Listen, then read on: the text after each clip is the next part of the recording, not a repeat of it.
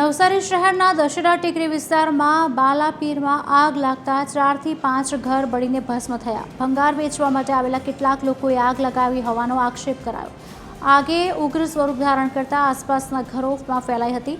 2 કલાકની ભારે જહેમત બાદ ફાયર વિભાગે આગ પર કાબૂ મેળવ્યો।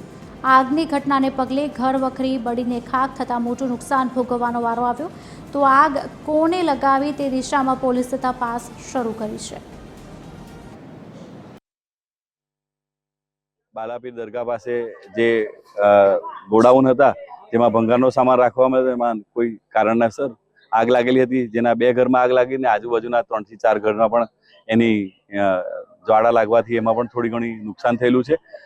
ફાયર બ્રિગેડની સમય સૂચકતાના કારણે આગ કાબૂમાં છે અને જે સ્થાનિક લોકો છે એણે પણ ખૂબ મદદ કરી, જેથી હવે આગ ઓલવાઈ ગઈ છે અને બીજા પણ પાણીથી આગ ઓલવવાની કામગીરી ચાલુમાં છે। બહારથી જેસીબી ને એવું મંગાવીને આ ખોરીને આગ સંપૂર્ણપણે બંધ થાય તેની માટે નવસારી જિલ્લા પોલીસ તરફથી પણ બંદોબસ્ત રાખવામાં આવેલો છે। हमें खबर नहीं बस केवी आग लगेगी तो हमें तो घर पहली बाजू होती हमें तो ताती फोन आवेले कि हमें आग लगेगी। खास कर रविवार ना माल आवे छे, हमें गरीब मानुस छे, मारा घर वाला भंगार नो भी धंधो करे અને પછી માલ આવે અમારા ભંગાર નો વેચે બી અને નવા બી માલ હોતો અમારા। દશેરા ટીકડી બાલાપીર મંદિર બાજુમાં ઝુંપડપટ્ટીમાં આગ લાગેલી હતી।